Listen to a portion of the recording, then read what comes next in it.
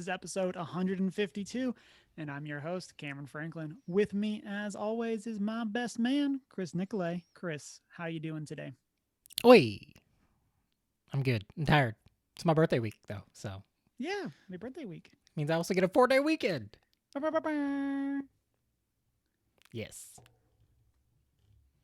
of you. What about you? I'm doing well. It was a busy last 45 minutes to an hour of work today, and so, but the rest of the day was pretty good as far as things go, and then literally just in off the back of a crazy long Magic the Gathering match on Arena that I won. So hype about that. Does that matter in the grand scheme of things? No, I'm Platinum 3, but still pretty happy about it. At least I didn't almost make the show late and lose. So there's that. Proud of you. Um, hmm? Proud of you. No, thank you so much. I appreciate your support. I believe in the you that believes in me. I didn't believe. No, I'm just I didn't kidding. believe, to be honest. As I'm over here narrating the match to Chris, I'm like, he oh just yes, Nazis. No, I'm just kidding. This week, we're talking about the Game Awards, the Pacifist Panda, Disney Investor Day, and our top 3 examples of peace. There we go. That's the right fruit of the spirit. And before we get into that, as always, you can find us on our social media, which is OneGeek411 on Facebook, Twitter, Instagram. And you can also join our Discord server where you can chat with us between episodes. You can also send us an email at 1stgeek411@gmail.com and check out our show notes on our website, onegeek411.com. You can watch live every Monday night at 6:45 Mountain Time right here on twitch.tv/onegeek411 and be part of the post-show chat. And then you can also find our videos on YouTube at youtube.com/whatever the thing is, because there's not enough subscribers to get a custom URL. So, and then if you are a podcast listener, you can rate and subscribe wherever it is that you listen to podcasts. Chris, what all have you been up to this week? Everything. Ooh, I like that. I'm leaving one off because I'll talk about that probably I don't know. Next time Shanine's on, we'll talk about it. But I did listen to the audiobook Green Lights by Matthew McConaughey regarding his kind of memoirs and book. It was really good. He has led quite the interesting life. But it is a really good thing. Like, what made me want to read this was ultimately his interview with Relevant. He is a professing Christian. Although certain this definitely just reflects on kind of his his human brokenness, which is great. So it's not all just clean good stories, but it's really about kind of the path of his life, and it's I definitely recommend listening to the audiobook because he also narrates it. So nice. I love it when that happens. It feels more like you're just listening to a podcast chapter by chapter, and I'm not sure I can read it all in all, just because it is written in such a way, from what I can tell, that it's so much in his voice that it's just better to listen to.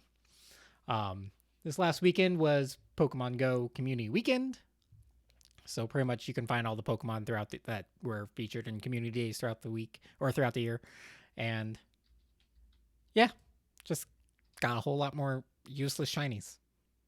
Nice.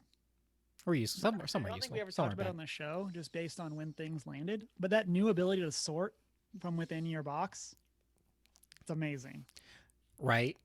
Yeah, now you don't have to memorize all the keywords and everything. So yeah, I like that a lot too. Makes it so much easier. For everything. But also they announced a Kanto Regional next year in February to celebrate Pokemon's anniversary and the 5th year anniversary of Pogo. Essentially, you're going to pick red or green. The correct choices. Right. From the original, and it's all 151. Original 151 are going to be available. There's going to be a Shiny Mew after you complete your research and things like that. I'm definitely interested. Me and a friend have a plan to each get one of the separate ones so we can trade across as we need to. Because yeah, the exclusives are going to be set to the which one ever one you pick, which is kind of cool. I don't know how that works in Pogo, but Yeah, I'm curious how that all is going to actually be implemented. is it just like it's kind of like a personal spawning thing as a Mhm. result of what you pick? Um, or they may have it just set up so like you can see certain spawns and the spawns are the same for everyone else that's on that one that you picked, but I'm interested in that, so planning on that. I have completed at least the initial landscape for our D&D campaign, and I have shown off my map to at least a host, but we'll have those coming out as we get ready to start. So now I Mhm. get to start working on the world politics. So Yeah. And we'll tease it more, like Chris said. We'll post these out so people can see later. But these maps are awesome.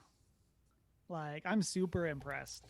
And like, you posted for us like your work in progress on them. And so like we've seen like I think there's 3 or 4 different ones you've posted. yeah, And so gotten to kind of see the map evolve. And so I'm hype. yeah. It was definitely a lot of trial and error as I was learning like the illustration app on my tablet. I'm like, okay, what's this tool do? How do I get this to look like this? Because I'm not good at necessarily drawing itself. Um, but this took me back to like grade school. I used to draw maps all the time. Um, but yeah, I finally figured out some blending things and like that. And so yeah, I'm really excited for how these turned out too. Um, so now I got to start planning cities and politics and yeah, and world events. I'm so stoked for next year when we get to start playing. Um, Mm-hmm. what else did I do? That's really about it for the most part. I mean, there's plenty of other little things, but all little things. Those are the things that are memorable for me right now. Yeah, that's awesome. That's a good segue into what I've been up to because I have finished mechanically my D&D character for the campaign, and so I got that all built up, ready to go in D&D Beyond, and then now I'm going to start kind of exploring more of what I have in mind for the character's backstory. I already have like a very loose outline of basically how the character got to the start of the story, but I need to go and put that into words, get that to Chris, and then we can do world building off of it and stuff like that. Yes. Get a good like session 0 type thing, even if we don't actually do a formal session 0. We'll probably do a more formal session 0 that will Um, stream and kind of oh, no. set up for everyone that wants to tune in. But yeah, I'm hyped. I mean, I'm one of those people that just like in the camp that making characters is a ton of fun, and so Yeah, I randomly roll characters all the time and try to like develop them. Like I love D&D Beyond so much for that. It's just so easy. Just click. yeah. What's the I was motivation? honestly like super torn on if I wanted to just not like carbon copy one of my other characters, but to use like one of my 2 other characters as like my inspiration for this. Because I really like both of my other ones that I have going, and so, but I decided not to. Decided to branch out, and so, but yeah, I'm really excited for where this is gonna go. And then on the tabletop front, Deanna and I played some Commander, and so picked her Ooh, up the blue green Commander Legends precon, did you and win? so far I think she's up 3-1. Dang, Yeah. Deanna. Proud of Um, her. yeah, she I went all in on Sahili's directive or whatever, the X improvised thing, and then she countered it. And I'm like, "Oh, she's a control player." Oh. And so but yeah, I took the risk cuz there's only 2 counter spells in that deck and sure enough she had one of them. And so um but yeah, that big shout out to Wizards for whoever it was that put together that blue green deck. It's a great way to jump into the format. Just since your commander has card draw on it for playing lands, you're just always in the game. And so it's a It's great a way to get good started. commander. Yeah. And then board game wise, we've played some more Reef as well as Ticket to Ride. And so we busted out the 2004 Classic the other night. And so I've only won one game of Ticket to Ride every time I play. Really, I love Ticket to Ride. I always come in like second, typically. And the only the one time I've won, I destroyed them. Proud of you. But like it was not even close. I was like, here's all my points. But every other game I've just like I've never gotten that close. Yeah, and so I love Ticket to Ride. I have the mobile app, play it a lot, or I have in the past played it a lot. It's a really good like traveling game, just because the games are so quick on it. It's also very straightforward. It's such an easy game to learn. Exactly. And so yeah, it's great how streamlined of a game it is, especially as now from within the hobby board game world. It's an old game, like it's 16 years old. What? And so it's kind of interesting to see how it's still very streamlined and it still plays great. Still not as old as us. Yes, I mean, true. Yes. And then the other big thing for me is this weekend I got the Bug Snacks Platinum. And so platinumed it. I talked about those snacks. I caught those snacks and then I platinumed those snacks. And so it must have been really painful fun. for them. It must, you're not wrong. And so big shout out to Bug Snacks. As far as platinums go, it's a pretty easy one, but it's very missable. Like it kind of does that point of no return in the game, where if you don't have everything done before you do that, you can't go back and get the trophies. And it makes sense like narratively why that's the case, but it's one of those that it very much makes you do everything before, and then it has hidden trophies that are connected to like the last mission. And so it's like, well, if I wouldn't have looked those up, I would have been very like lost. Well, very like, yeah, like, do I start the last mission? Like, what do I do?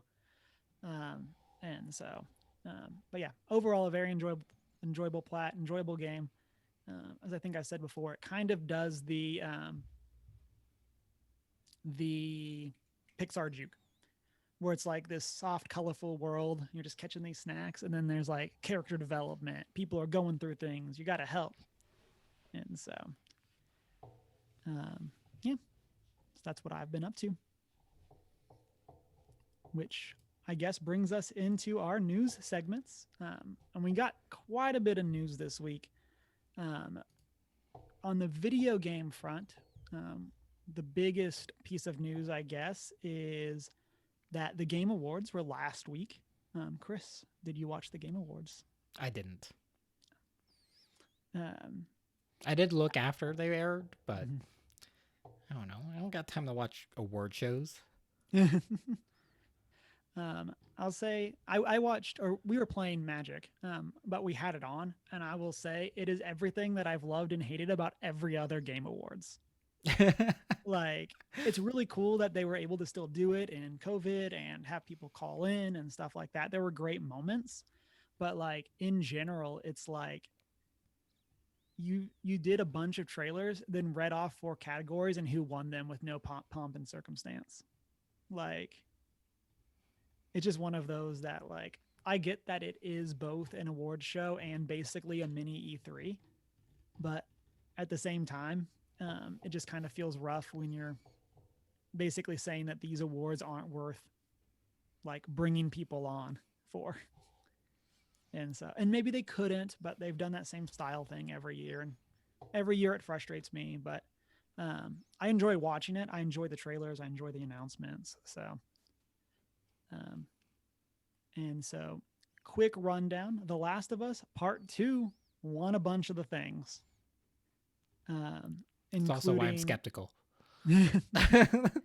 Including Game of the Year, Game Direction, Best Narrative Game, and audio design. And then Laura Bailey won Best Performance for Abby in The Last of Us Part 2, which was by far one of the best moments of the show. Honestly, I think I could have just stopped watching there and just been extremely happy. And so, yeah, Laura Bailey getting the win after all the hate that she got for playing Abby just made me super happy. She deserved it. She deserves a lot though. Mm-hmm. But I don't know. Granted I haven't really played, but I don't know. I'm happy that they did win. Like some other games also won things. um, which to no surprise, Final Fantasy VII Remake got score and music because one doesn't square win score and music. Um, if there's a Final Fantasy game out that year, it's probably gonna win score and music. Yeah. And what else? Final Fantasy VII Remake also won Best RPG, which I both love, but also it also kind of made me sad that Persona 5 Royal didn't win. Even though, granted I haven't played Royal, but just because Persona 5 is one of my favorite RPGs of all time. And so that did make me a little sad, but it's the like standalone DLC / follow up to a 100-hour JRPG. So, What? No. I get people like being like, oh, we're going to play other things. Ghost of Tsushima won art direction. Very happy about that because dang, that game came out of nowhere. Kind of. Like talk about a brand new IP that just destroyed. And then it also won, was it Audience's Choice? It was something else. I don't know. Remember off the top of my head, and I cannot find it. But I know it did win something else. And overall, we kind of hit on it before. But the thing that made me most sad is that I say most sad. Super first world problem. I'm not actually sad about it. I was kind of sad to see that Among Us did take home. I think it's a multiplayer game and something else. And we talked about that when these went up, but just the fact that it's great for them as a studio, and I don't want to take away from that. And they won Best Mobile Game. That was the other one. But it's also a game from 2 years ago that just caught on. Yeah. And so it's like, I don't know. It's one that I'm kind of sad about in that sense, but Tony Hawk's Pro Skater 1 and 2 won Best Sports and Racing Game.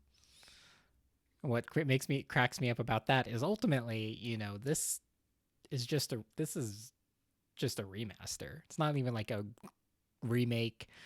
Like it's literally just a high resolution version of Tony Hawk Pro Skater. So a game from the 90s just won that. It's also a game you can't stream because of all the licensed music. Oh. Twitch does not like that. And so, but yeah, so those were the major ones. Of course, there's some other categories, but in general, that's the big awards, I guess. And then that brings us to I would say the other half of the show, the other like 80% of the show, which is the game announcements and trailers that accompany this. And so, Chris, I'm thinking I'm going to read through the list and then we can come back and talk about them. Okay. Sounds good. Final Fantasy VII Sephiroth joins Smash Brothers. We're getting a new Perfect Dark, a new Mass Effect trailer. Microsoft Flight Sims coming to Xbox Series X. Back for Blood. Not going to play it. Arc 2 is coming, and Vin Diesel is in it. Right. Dragon Age teaser. A new Among Us map. Fall Guys. Ultimate Knockout Season 3. I believe live today. Master Chief is coming to Fortnite. We got a trailer for It Takes Two, which is a super cute co-op game. We got a game called Seasons, Road 96, Open Roads, Evil West, Endless Dungeon, the Callisto Protocol. The Swedish Chef is coming to Overcooked. And yeah, those are the major announcements. Chris, what stood out to you? I mean, you mentioned in chat, but Sephiroth, for one, it is great. Like literally, anytime I play from now on Smash Brothers, it's just gonna be, if it's 1v1, someone's playing Cloud, someone's playing Sephiroth, and it's just that's all it is. Yep. Next con, we'll just have a giant like 99 life tournament of Cloud versus Sephiroth. Yep, exactly. That's all you do. It's like 1v1 finals on anything. Cloud versus Sephiroth. I wonder how, like, what's his reach like? I don't know. Because that sword's crazy long. And I wonder how they did that mechanically. So I'm intrigued by that. Also, I don't know. Sephiroth is just one of my favorite characters. Might just because he has some of the best soundtrack music ever. His music in Final Fantasy is amazing. One Winged Angel, and just every time I hear that gives me chills. But yeah, I mean, Vin Diesel in Arc 2 stood out to me. And I'll say, as someone who's never played Arc 2, like from this trailer, like it's not gameplay, but like it looks pretty good. Like if it's gonna be anything like graphically like what this trailer was. If it's any indicator, which I believe, like, I mean, just where the technology is now, they can get close to that at the very least for gameplay. And yeah, I guess Dragon Age, obviously, have a good history with that game. I don't know. Callisto Protocol looks cool too. Yeah. I don't know anything about it. Yeah. I think they either it is intentionally or like it's by the same people, or it is like a spiritual successor to Dead Space, which I haven't played because I don't do spooky. Don't do spooky. No spooks for Cameron, and so. But it looks really cool, and it's one of those games that I definitely like. I can see the appeal. It's just not for me. Makes sense. On my end, I'm really excited that we saw a new Mass Effect. I mean, it's a very much a teaser, but I'm excited to see that Mass Effect's coming back after. I mean, I don't know if apologist is the right word, but I really enjoyed Mass Effect Andromeda. I definitely don't think it holds up to 2, but I really enjoyed it. And so I'm just happy to see that franchise is coming back after a lackluster entry, like at least critically a lackluster entry. And so, Panda Boy says in chat, there are 2 Dead Space devs on Callisto Protocol. So nice. I mean, one thing we would say is that, like, mostly with Mass Effect Andromeda, it was just launch. Yeah. That was the problem. Primarily. Granted, yes, even everything else doesn't quite hold up to their previous game, but all in all, ended up being a good game after they got back in there and did some tweaking. And then you already mentioned Dragon Age. I put a bunch of time into Dragon Age, and so I'm excited to see it come back. That's one, like, it's funny because both of the BioWare trilogies, the third installment's the weakest one, and then, or at least I think, I didn't think Dragon Age Inquisition was nearly as strong.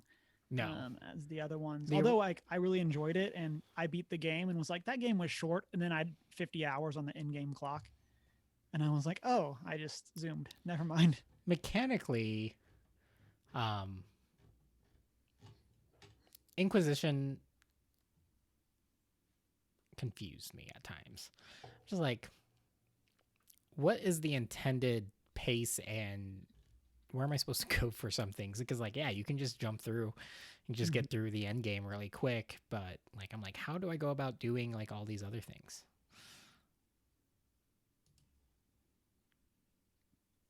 Yeah, and I think, and granted, I'm no, like, get into the numbers kind of person, but I feel like Dragon Age 3 was also the most unbalanced in the sense of, like, one of the mage classes was just extremely OP, and it was like, it was one of those that was like almost like the objectively right choice, and like if you took that class and weren't just completely dumb, you basically couldn't die for the rest of the game. And so it kind of even made like steamrolling dragons really easy and stuff like that. And so That's what you want to do. I mean, it was fun to steamroll the dragons, but I mean, personally, still my favorite is Origins. yeah, Origins is so good. The characters were just like your secondary characters were. I really liked them a lot. And I felt like they did, and also like for such an early game in the series, it's like I don't feel like they've gotten better at them. Right. And I definitely think that you can see that with the cast as well. At least to me personally, the cast of Dragon Age 3 is the weakest of the casts. I liked Hawk. I know a lot of people don't. But I liked having a more like story main character protagonist where like Hawk has more of a personality than like, and you still get to shape that, but it's more of, or it's less of just like this is your avatar in the world and more of an established character that you play through. Mm-hmm. But I know a lot of people like strongly dislike 2 for that exact reason. So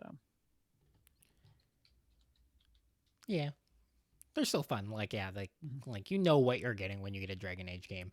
Maybe that's traditionally how EA operates in their IPs in general, for the most part. Be Dragon Age. Mm-hmm. For the listeners, let us know what were your favorite announcements. Who do you think got snubbed at the awards? You can do that in Twitch chat or over on our YouTube comments, or just tweet at us and let us know. No context, just be like, game name got snubbed.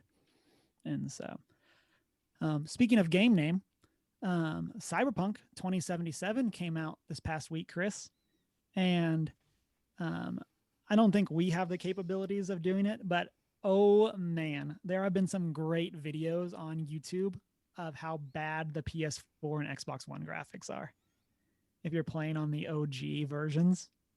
And so overall, the game's gotten some pretty positive response with, I think, 90. It's a 90 right now on Metacritic. Not bad. Yeah. But how rough the console versions has led some outlets to add a disclaimer on their reviews. That their reviews were only looking at the PC because that's all that CD Projekt Red provided them. And CD Projekt Red actually even put out an apology of like, we're sorry for hiding this. Who would have expected that it would look bad? It's almost like this is what you could have thought when we didn't send out console codes and didn't allow people to use their own captured content in their reviews. Like, not necessarily saying that they're like nefarious, but I don't know. That apology definitely rang very hollow to me.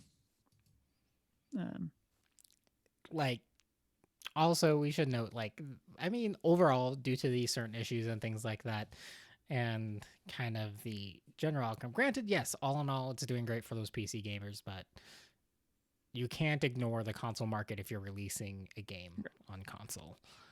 It's too big of a market. People get excited. People like playing in their living rooms. Mm-hmm. But this resulted in, I guess, Cameron, how much do you think their stock dropped? Wasn't it like 29% or something like that? Yes. Is that the actual like exact right number? 29.24. Wow, I'm impressed that I like remembered it to that point. Granted, that stock drop is a general I think in general that's over the last 2 months it's been gradually dropping, but Thursday alone caused a 8.5% drop. I'm happy I was not invested in them. Mm-hmm. But yeah, they've also they're offering some refunds for those who want them and things like that. My biggest thing is like I don't blame them.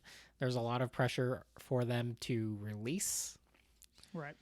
And I don't know. I would have almost almost said, take your time. People are still trying to get PS5s.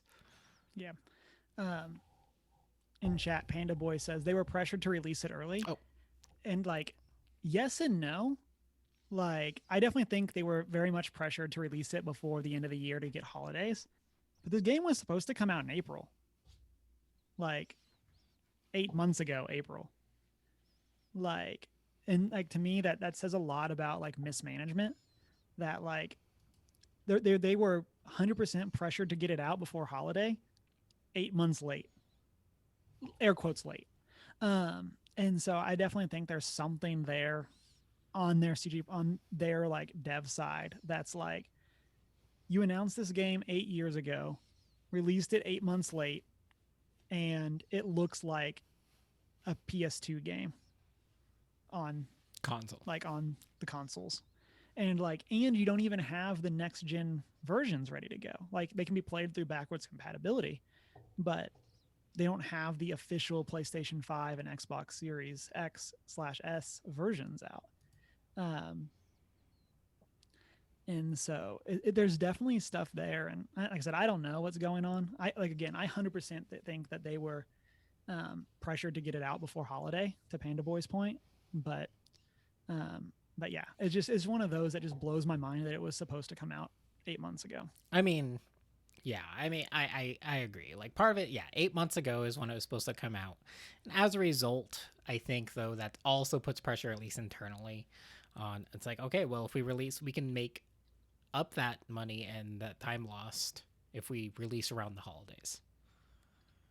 I think that was a big Right. motivating factor. But yeah, I don't know. I just have it's hard to say. There's a lot of factors into this game. Granted, welcome to the modern gaming age where Right. we're going to see a lot of updates come out over the next 6 months. Probably to hopefully fix a lot of the things that are problems and upping the console ability or playability. Yeah. Just a lot of And edits. it's one of those games, kind of to even what we talked about with Mass Effect Andromeda, that I could definitely see this in 4 months, 6 months being an awesome game.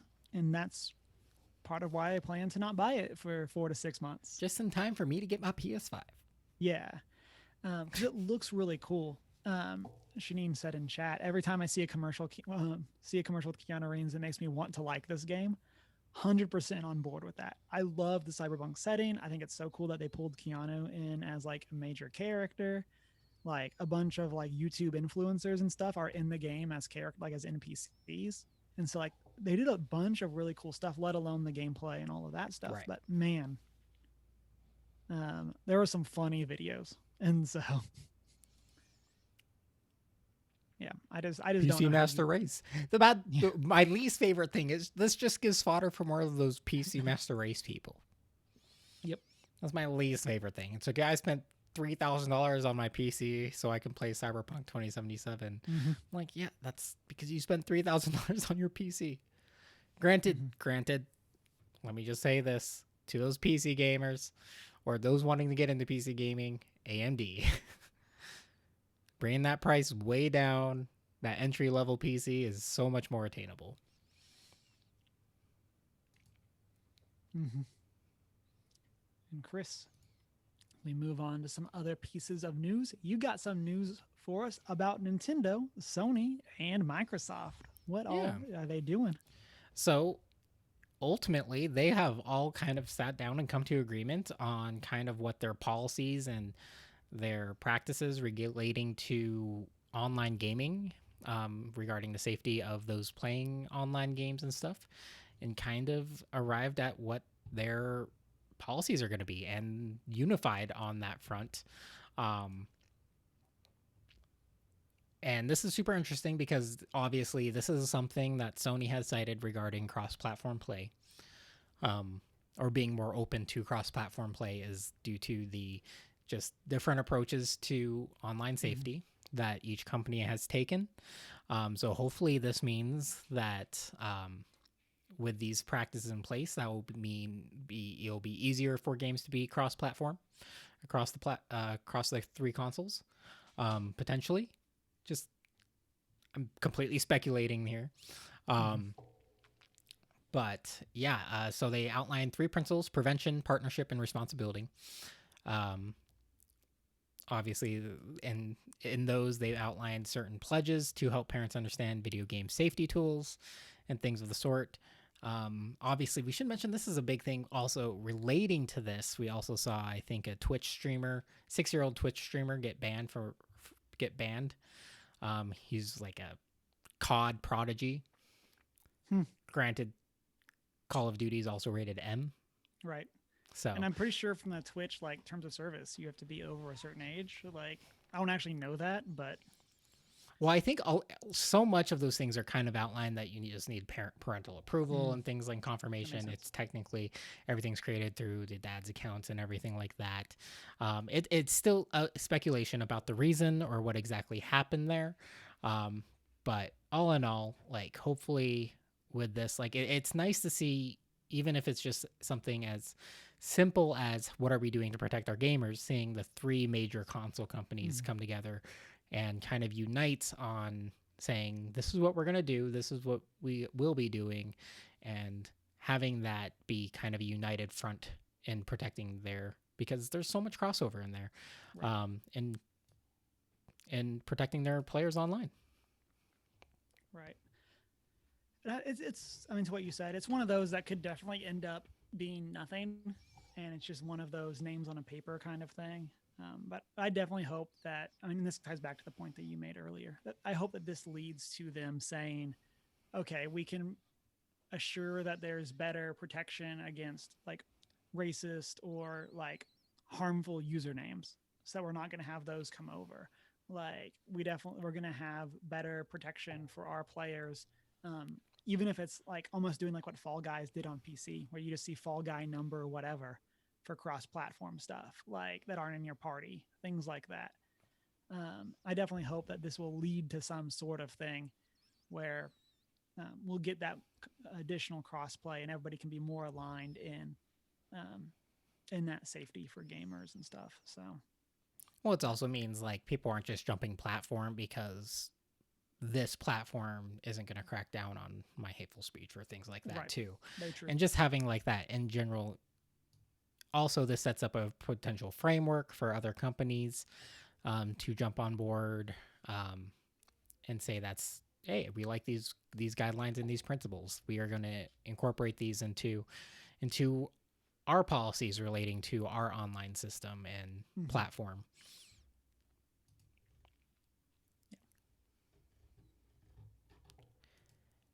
And then Chris, I've only read what is in the title, like in the doc for this, and I'm super excited. So why don't you tell us about this World of Warcraft news? Okay, so a player and streamer of World of Warcraft, Double Agent, has created a pacifist Pandaren monk and reached level 60 without leaving the Wandering Isle, the starting point of the Pandarens. Um, and yeah, so he has not killed anything. He has exclusively pretty much picked flowers for 17 days. Granted, this is following some major updates in essentially making it easier to level up and level through, and also following changes in the leveling system in WoW, reducing the level cap from like 120 to 60 or something like that. I don't know. Mm-hmm. WoW just, there's like, just to make things interesting, let's just completely redo everything. No wonder why people keep playing. They're just like, I just got to see what these changes are. Um, Mm-hmm. but yeah, I'm just like, um, he's one of those players that does these unique things. I think he's done like 60 something warriors to max level, or no, sorry, that's a different streamer.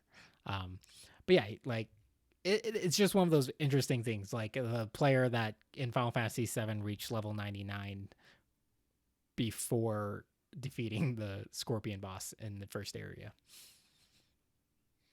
Yep. I love it when people do stuff like this. It's 100% not one of those things I would ever do, but I'm super happy that there are other people that do it.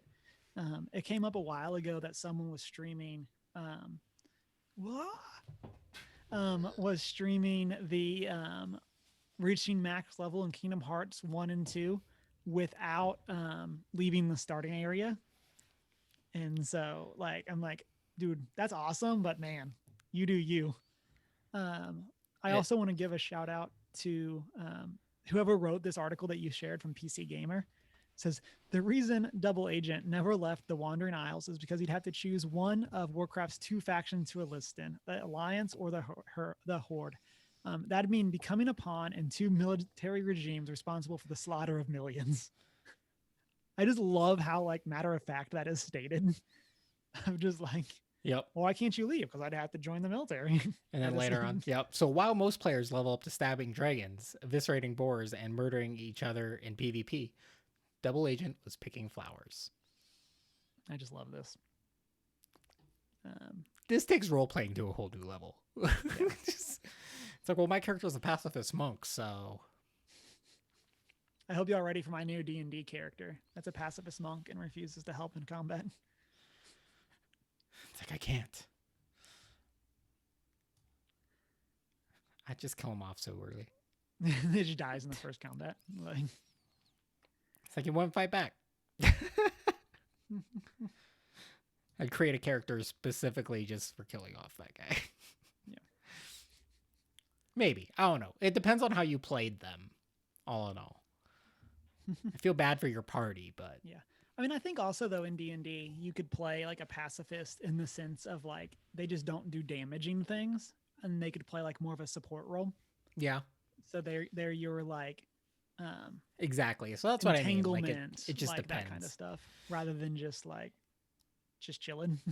Like, I'd be weary of having a character that was technically a pacifist in a campaign, because like I feel like I'd be trying to do more to get them involved in doing something, not necessarily having to abandon their pacifism, but like I'd feel like I'd be building the campaign around their interactions, Yeah, more than the other characters. But I don't know. and oh man, Chris, it's been quite a show. And we're just now getting out of video games. And so let's get into movies, TV, and entertainment. On the same day as the Game Awards, we got Disney 2020 Investor Day, where they announced a whole slew of new things. And Chris, I think we're going to take this one by like franchises. I can literally say this event was made for me, because I am an investor. There you go. I own Disney stock, so it was all about you and making sure you're happy with the company. Yeah. And I do have to say, I'd be very happy with the company. And so like I said, we're going to take this as franchises. So we'll do the Marvel news, talk about that. Lucas, talk about it. Then General Disney, talk about it.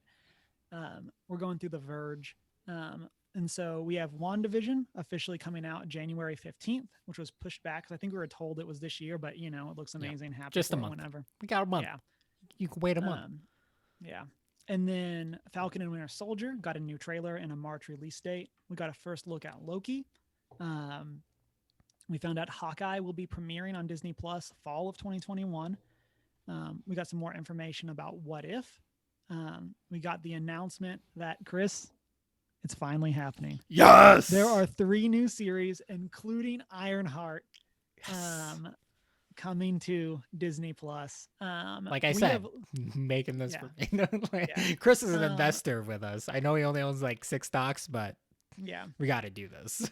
I think, Chris, you have been saying that we need Ironheart in the MCU at least since as long as we've been doing this podcast. Actually, since like the major comic release of Ironheart. Like I've been saying, we need her. Like we need this kind of this transition, especially because Iron Man was like, you're gonna have to phase out Iron Man eventually, and they did that a lot sooner than I was expecting. Not gonna lie, but it's like, who's his successor gonna be? And I was like, it needs to be Ironheart, because we need that. And then the other announcements we got, Armor Wars is coming, which will feature Rhodey as War Machine. Secret Invasion, which will feature Samuel L. Jackson as Fury, as well as um, Talos, and then um, let's see, we also got we got the announcement that there's going to be a Guardians of the Galaxy holiday special. Sure. Um, Like I just picture it's Star Lord trying to teach the rest of the Guardians about Christmas. mhm. That's what I picture, and Yeah. like it's just comedy about them not understanding Mhm. Christmas. Um, let's see. We also got official confirmation that for Black Panther 2, they will not be recasting Chadwick. Um, and so, and then we got the title for Ant Man and the Wasp 3, which is Ant Man and the Wasp Quantumania. And it is in development. Um, and then Doctor Strange and the Multiverse of Madness will tie into both WandaVision and Spider Man 3. Um, and we got confirmation that Doctor Strange will be in Spider Man 3. And then, Chris, it's worked out so well every other time, but there is another Fantastic Four movie on the way. I have more faith in them now, though. I'll completely agree with that. I have more faith in Feige than I did in the Fox stuff. Yeah, like also, you know, they know they don't necessarily have to do an origin story. Mm-hmm. You know, so this could be good. All you know, we don't know. Yeah. And I will say on that, I saw one of the Infinity Bros. I want to say it was Isaac, but I'm not sure. So shout out to the Infinity Bros posting about like, please don't do Doctor Doom in the first movie. Like, like if we can get like, imagine like maybe not to the extent, but like a Doctor Doom arc, kind of like what we had for Thanos. Do Like a where he, Doctor Doom origin story. Like, don't have him become Doctor Doom. Like, have him mm-hmm. in there Yeah, in a sense, exactly. but have it be that origin story within the Fantastic Four and develop that character instead of having him to be the big bad for the movie. Mm-hmm. Boom. Yeah, Hire me, Disney. hire me. I would also like to see the like Doctor Doom's on their side for most of the movie, then something happens at the end, kind of Yeah. thing, where like he doesn't become the big bad, but he's set up for the next movie or next whatever. And then also, of course, give me Doctor Doom and other things. We need to see that. Like that character is so cool. I want to see like Doctor Doom versus Doctor Strange. Like give me some super cool characters. And so I just want to see what they could do with that IP in connection with all this other really cool Marvel stuff. So, So much. um, so based on all those announcements, Chris, and we'll throw out Ironheart since I know that's been like your literal like if you could pick one thing. What is your most exciting piece of news from the Marvel stuff? I don't know. Um, I'm excited for part 3 of Ant Man. Mostly because Ant Man's just an unexpected series, and it's also Mm-hmm. called Quantum Mania. So I just have a feeling there's going to be some good humor regarding quantum mechanics in this, Mm-hmm. um, or things that happen, and just like I want to see the characters react to what's going on. Obviously, I'm excited for Doctor Strange. He's one of my favorites too. Um, I'm excited to see where they take his character in his second movie. Um, but yeah, I mean, Mm-hmm. obviously, WandaVision's there because it's the soonest too. Right. Um, Yeah. She in chat says I'm so pumped for WandaVision. Like in terms of like individual things, I think WandaVision is my most exciting. Um, just because I love their take on like Scarlet Witch and the Vision that we've had in the MCU, and so I'm right, so excited to see more of that. I like the sitcom vibe. I like just like there's so much that looks so cool about it. right. And I guess maybe like the reason why that's not coming to my mind based on this is that we know so much about WandaVision Mm-hmm. at this point. We pretty much, and Right. we're just waiting for it to be out. Whereas so much else here is new information. Right.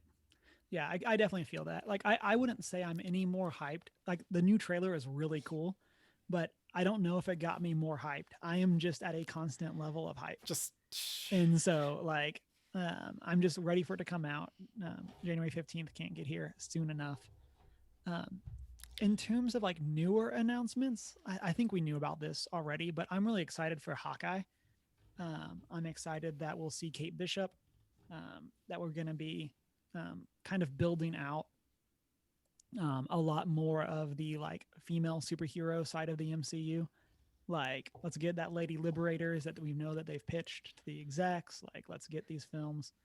Um, and then, as a follow up to just the general amount of stuff, I saw a breakdown that was if you assume that there's no overlapping weeks and that one episode comes out a week, 43 out of 52 weeks next year will have a new episode of a Marvel show or a movie.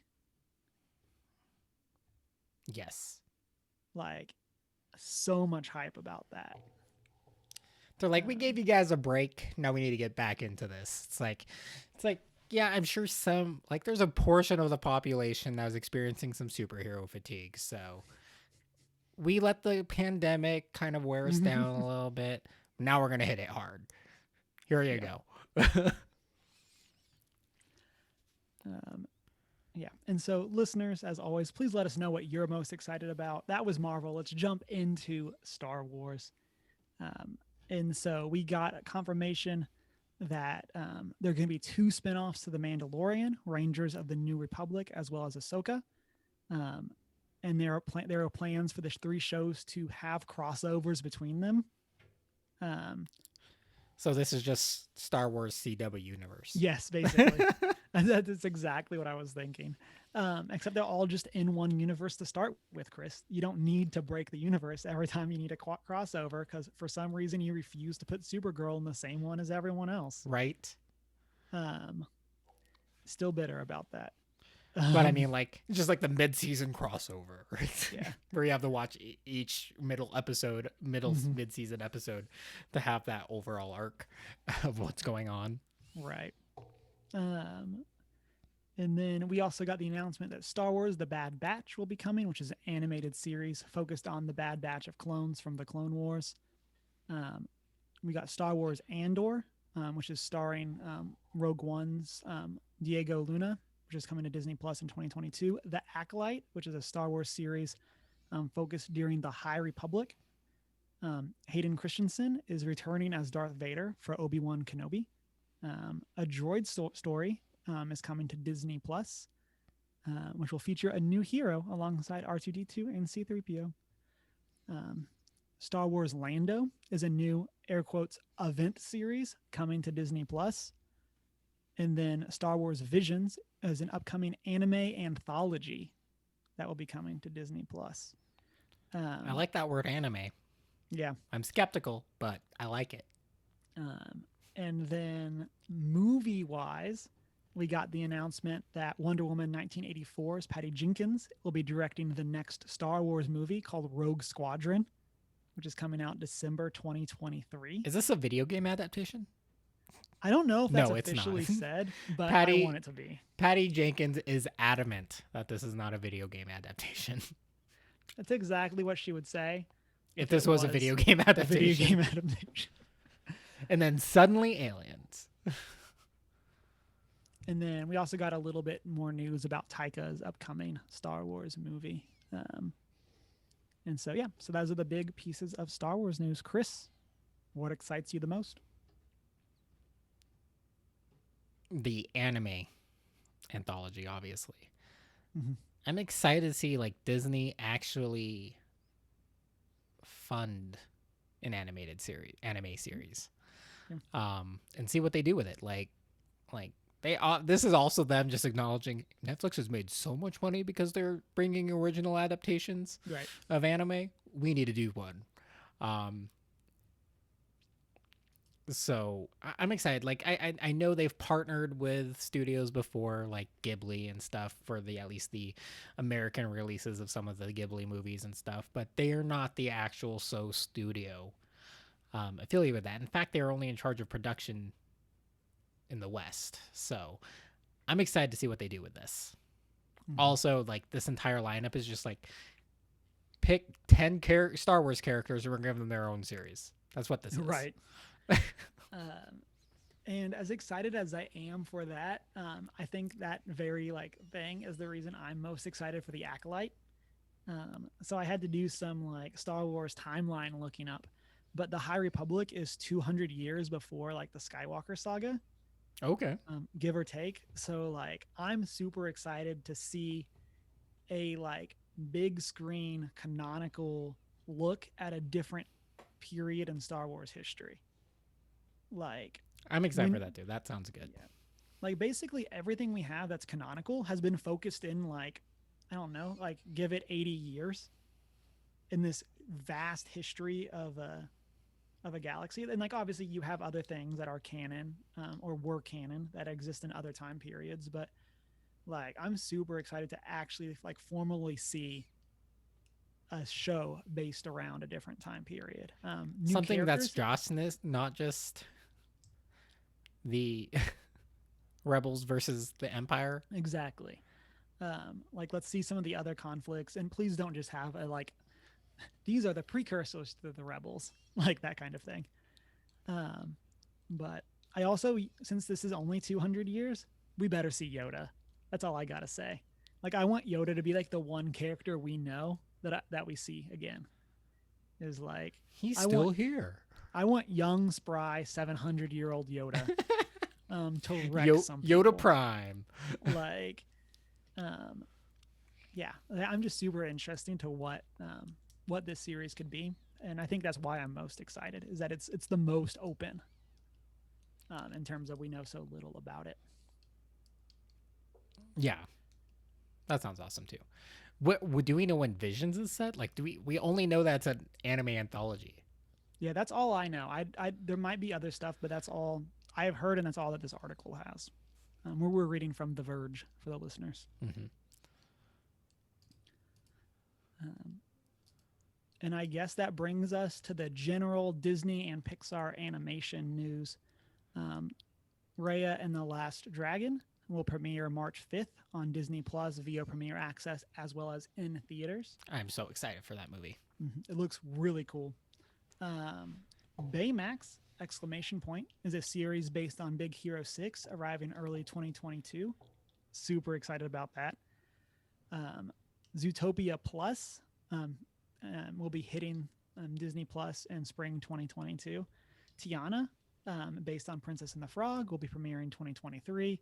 There'll be a long form musical comedy series for Moana in 2023. Encanto is the next feature Disney film, which will be set in Colombia with music by Hamilton's own Lin Manuel Miranda. And then Iwaju, Iwaju, is an original long form series that'll be premiering on Disney Plus. We also got the announcement of Spark Shorts, Pixar Popcorn, which is short films featuring iconic characters. Doug Days, featuring Doug from Up. A Cars series following Lightning and Mater. And then Win or Lose, Pixar's first original long form animated series. And then Luca, which is a movie set in Italy, follows a boy named Luca, and coming June 2021. Lightyear, the original story of Buzz Lightyear, not the toy, the person the toy is based on, who is voiced by Chris Evans, and he has been adamant that he is not playing the toy. Will be coming to theaters summer 2022. Smart. It's hard to replace Tim Allen. And then Turning Red, about a 13-year-old girl going through puberty and transforms into a giant red panda when she gets excited, is in development. So, Chris, It's a lot. Yeah. There's so much news in all three of these, but from a Disney Pixar perspective, what is your favorite announcement? Raya and the Last Dragon, just straight up, because obviously this also just solidifies obviously Disney's hopeful commitment to diversity and inclusion. That in the Waju, I mean, they're doing just so much on focusing on these diverse characters. Raya is kind of our first I guess Pacific Islander slash, well, I guess Moana would be technically, slash, I guess Southeast Asian would be the best. From what we've seen on this, granted, this is an over analysis of what we've seen. The weapon she holds in the poster and stuff is a weapon unique to the Philippines and kind of the island territories like Malaysia and things like that. So I'm very hopeful, and I'm really hoping this ends up being a Filipino character. That'd be really cool. But we don't know yet. We don't know much, obviously, but I'm really excited for that. Just this entire lineup in general has a lot of potential. It's a little overwhelming just looking at it. Yeah. From a Disney specific perspective, I mean, I guess kind of to no surprise, Zootopia Plus is one of the things I'm most excited about. Not surprised. I've talked a lot about how much I love Zootopia. And so I'm really excited that we're going to get to go back to that world. Yeah. So that's kind of my biggest one. And Kanto with Lin-Manuel. Like, also, you know. Yeah, you just... like, I basically don't need to know anything else about that move, like about that. So I'm excited. Like, yep. Then for the listeners, let us know favorite Marvel, favorite Star Wars, favorite general Disney announcement from Disney Investor Day 2020. So many things, Chris. And so I was trying to just reading through this list is like staggering. There's so much. Obviously, like there's other news that's coming out of this event, such as a result, we're going to see an increase in Disney Plus's price. To no surprise. Granted, it's $1 increase. It's up to $8. Things of the sort. I know they also announced, granted it doesn't pertain to us in the US, but we do have a resident Canadian that features herself on this podcast that will see a Hulu alternative called Star or something, where you'll see more of their non-Disney IPs kind of come to a little more, so you have better access to those. That's unique to Canada and like some European countries and thing. I don't know the whole thing, but so that's kind of cool that they're releasing another service. Janine says, "Heyo." We also got the announcement that Disney Plus has surpassed 86 million subscribers. Chris, what real life country has the closest to 86 million residents or citizens? I don't know. I'd be really it's Turkey. I would have been really impressed if you just like ballparked that. But so this would make Disney Plus the 17th largest country in the world. Just as a fun like reference point for how many people that is. Now I'm curious though. Whereas they're still lagging behind. As of third quarter of 2020, Netflix has 195 million paid subscribers, which is almost as much as Nigeria and just more than Bangladesh. So where would that put them on? Where if Netflix was its own country of subscribers? They would be the 8th largest country. There we go. Good job, Chris. Keeping everyone honest. I like that. So, I mean, it's, but granted, Disney has so much more going on. So, obviously, with this kind of lineup, and obviously, we are now officially seeing the potential of Disney Plus with all of this. Right. And this is like this announcement, like in itself, is kind of why I've been excited for Disney Plus from the launch. Yeah. That, whereas, like, and Indiana and I were talking about this the other day. I've said it on the podcast before. Netflix was a rental service that was a Blockbuster competitor that happened to get big and then started making their own content. Yep. Disney's been making content for decades, and now they're getting into this, and they already know, they already have the pipelines, they already have direct the relationships and all that kind of stuff. And so now we're getting to kind of see them finally flex those muscles, and give a bunch of content. Right. This is why, yeah, I completely agree. This is why I was excited for Disney Plus, is the potential. And now we are seeing what the potential is going to look like. It's just all the original content and kind of some of the other Disney things they've, obtained, and that they have rights to now, that we're going to see become kind of this conglomerate. Granted, yeah, this first, when did Disney Plus launch? Last year sometime? Yeah, I want to say it was like November, December of last year. Yeah.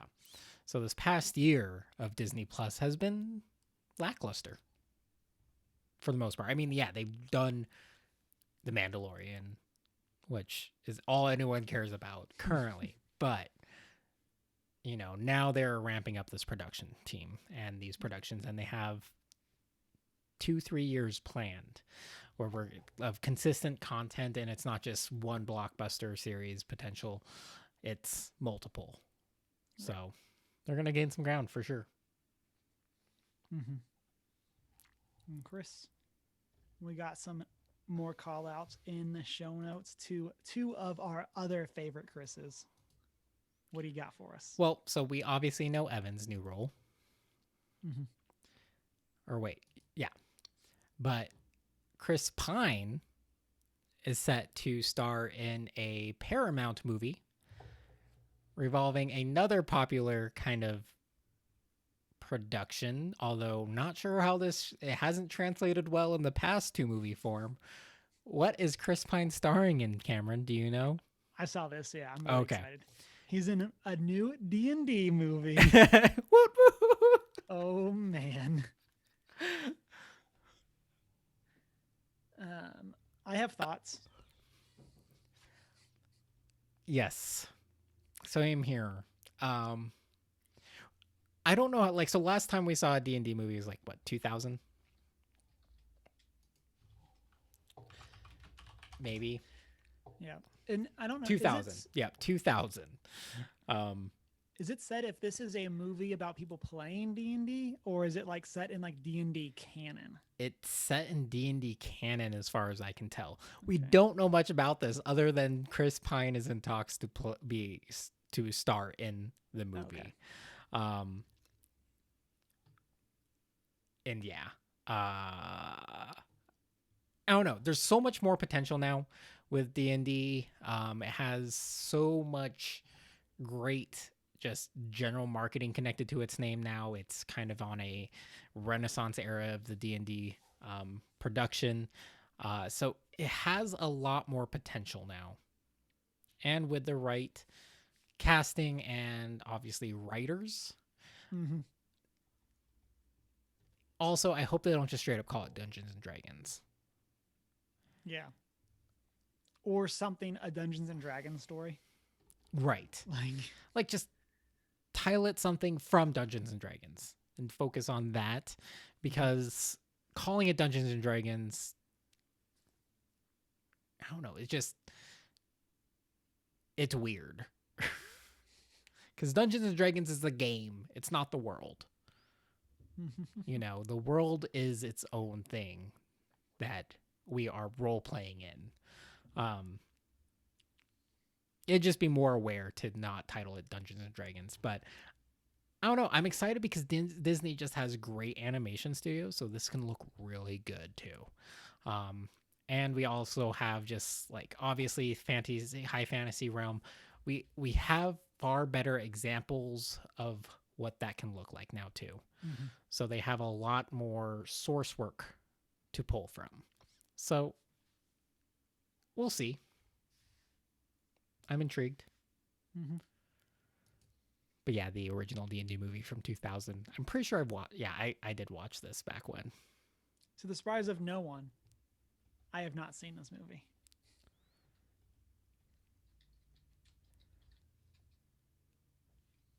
We need to bring back our movie of a week, or I guess maybe you should do it some other time, but we should have us all watch this and talk about it on an episode. Because if I remember correct, this is not good. What? No, Chris. I'm sure it's amazing. How could it be bad? Oh, you know, it can just be. Like, Countless I'm ways. pretty sure like a modern like fan fiction movie is better than this movie. And this movie had a huge budget. Oh man. Like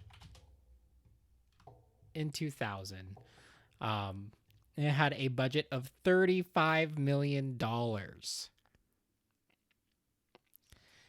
It made 33.8 in the box office. I mean, That's not didn't bad make your for a bad money, movie, but right? like, Well, they didn't make their money in the box office right. too.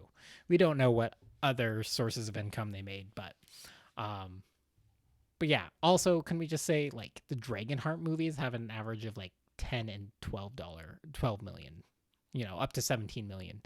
Those are much better high fantasy movies than Mhm. Dungeons and Dragons was. So we'll see. I have hope. I'm trusting them with this. Greg in chat says Jeremy Irons should be in it. Bring back Jeremy Irons, you mean? Yeah, Jeremy Irons was in the original. I think he was the villain, right? Well, you wouldn't know. I wouldn't know. All I know is I he's guess the it's voice really of a question. Scar, and so I'm all on board. Yep. Yeah, and it had Marlon Wayans in it as well. He mentions, yes, he was like this derpy sidekick guy, though. Is weird. But Mhm. more potential now. Also, much bigger studio. Well, kind of. It's still Paramount. Hopefully, they have some bigger studios attached to it as well. But Mhm. And Chris, unless there's a secret thing that's not in the show notes, nope. I think that's all we got for our news segments this week. Holidays are not a good time for Yeah. tech. Well, they're great time for sales for tech. Just not good for tech announcements. And then, so yeah, let's go ahead and jump into some announcements. This Thursday, book club. Chris, Yep. are you hyped? Oh, yes. I guess I should get with Shani and I because I'm assuming she's not writing the questions and stuff. So I should probably get on that. Yeah. But I've got an idea. I've got ideas. Chris, what's the name of the book? The book is Letters from Father Christmas, right? I don't know. That sounds right. Like I keep saying it differently because it's like the Father Christmas letters is one potential letters title. To Father Christmas. Or from. No, letters from Father Letters Christmas. from Father Christmas. Although I'd like to see the kids letters to Father Christmas as well, but I am so stoked. If you and Shanine's talking chat, but we'll coordinate, Shanine. If only we had a Discord that people could join where these conversations could take place. What? It's like we do. It's almost like we planned this. But yes, Letters from Father Christmas by Tolkien. I know, I'm pretty sure there are also like earlier examples where it was titled The Father Christmas Letters, or maybe it's just a Britain versus America thing. I don't know. But I am so stoked to talk about these. It's also like a little mini history lesson for. Yep, I really enjoyed it. I listened to the audiobook today. And so. Was it like the newest one? I don't know. I like, was there like YouTube. Christmas music playing like in between the segments and stuff? And yes. Nice. I really enjoyed it. And we'll talk more about it on Thursday night, 6:45 Mountain Time, right here on twitch.tv/1geek411. And then it'll be on our YouTube later. And that brings us into our top 3 for the week. We are continuing our long-running series on the fruit of the spirit, where every time that we kind of just need a new top 3 and nothing's jumping to mind, we pick the next fruit or part of the fruit, and then we do our top 3 on it. And so we have previously done love and joy, and that brings us to peace. And so before we get into ours, we have some social media messages. First one from Shanine says, I'm thinking of Bilbo and Frodo going to the Undying Lands, finally getting to be at peace. Great choice. Yes. Love those characters. Mm-hmm. And then Mountain Nerds podcast, shout out to them, says a character piece I think of is Iroh from Avatar: The Last Airbender. Man, rude. Damn Twitter responses. They were good. As always, listeners, you can let us know your thoughts on our top three, and if you're in Twitch chat, you can drop them in there, and we'll hit some as we wrap up this segment.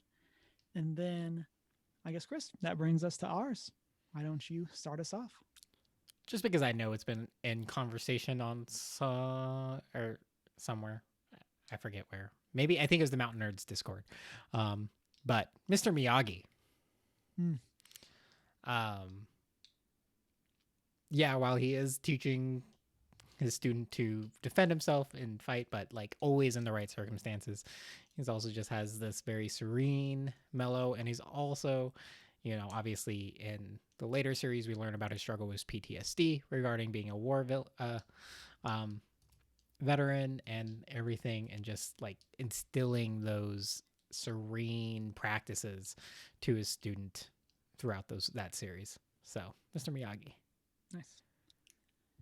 My first one, kind of along a somewhat similar line, is Guru Patik from Avatar: The Last Airbender, who is the guru that helps Aang unlock his chakra, and then so he can enter the Avatar state. And so I really like that.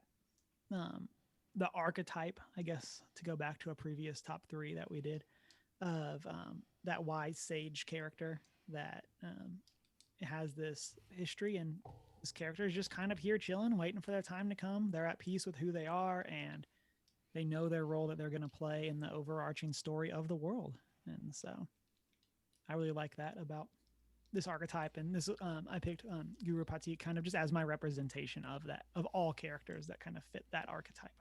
Makes sense. He's a good example, especially for the living example in the Avatar universe that we come to. My next one, obviously, I have to get that anime example, and one of my all-time favorite anime characters, Kenshin Himura from Rurouni Kenshin, or Samurai X. Not so much this for this question, Samurai X edition, but definitely Rurouni Kenshin edition.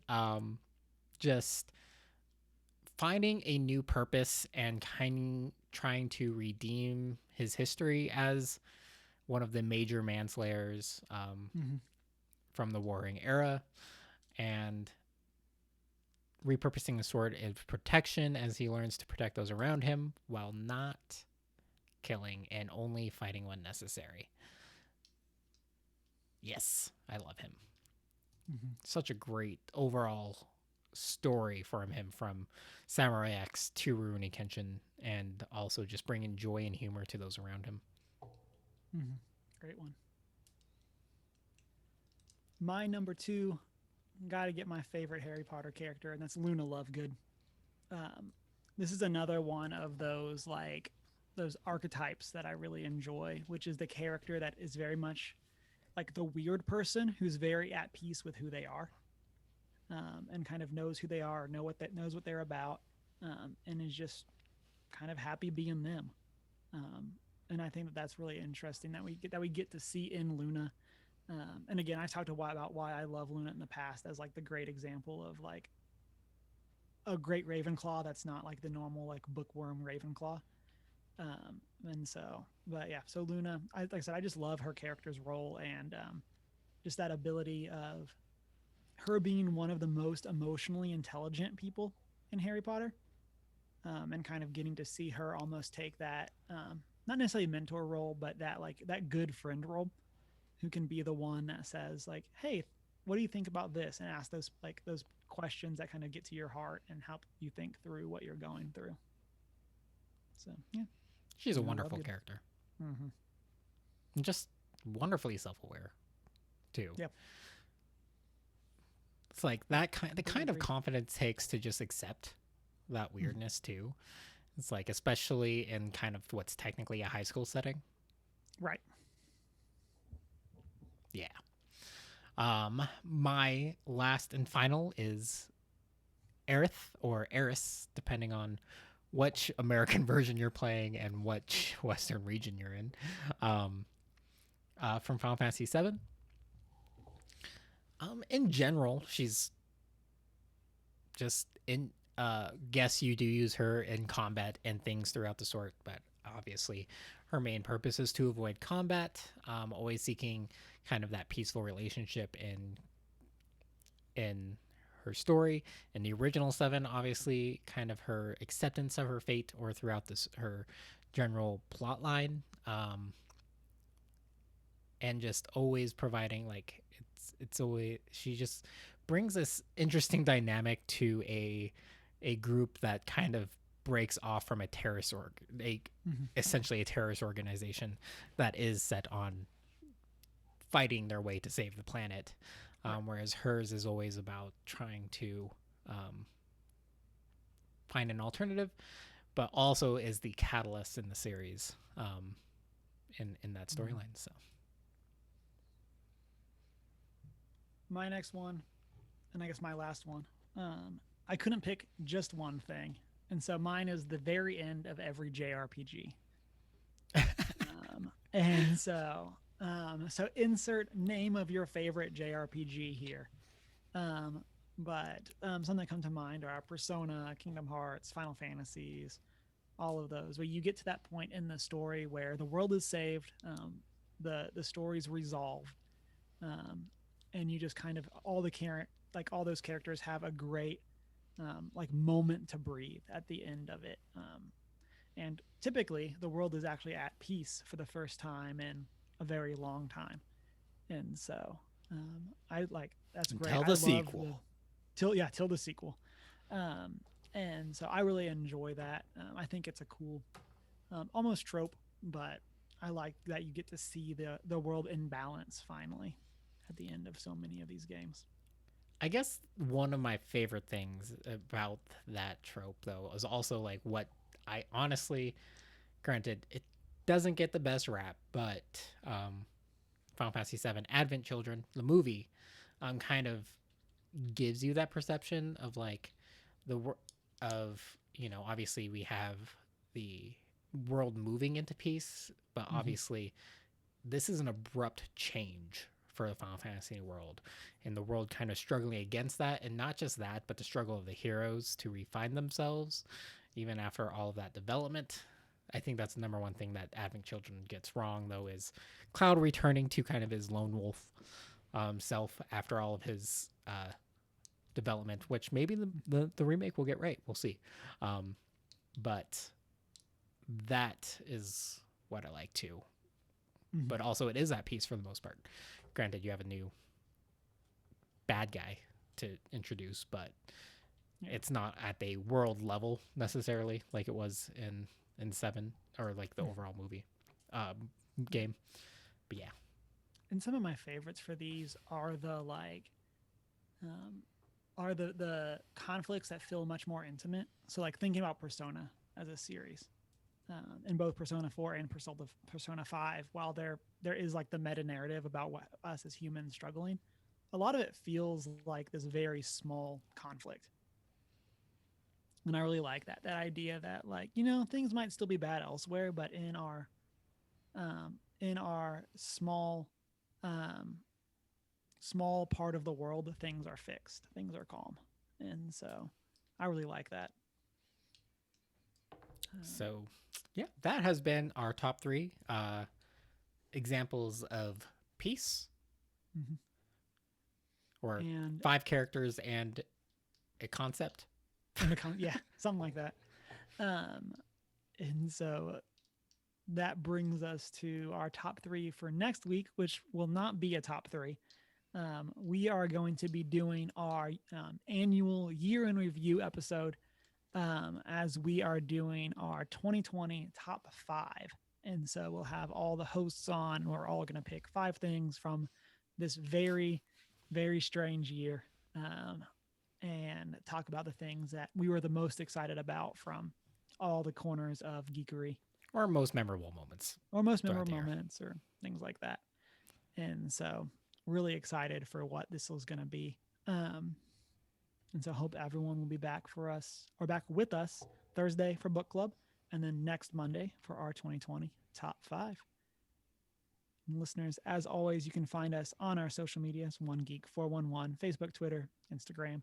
You can come and hang out with us in our Discord server. You can send us an email at 1stgeek411@gmail.com. Then you can watch live right here on twitch.tv/onegeek411 and be part of the post-show chats. And then watch right here on YouTube just a little bit later.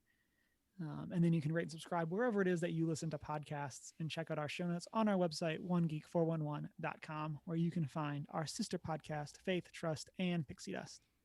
Then, of course, you can find us on our personal social media, minus Humar Whittle. I'm not so foreign. It's been a great week. Wash your hands.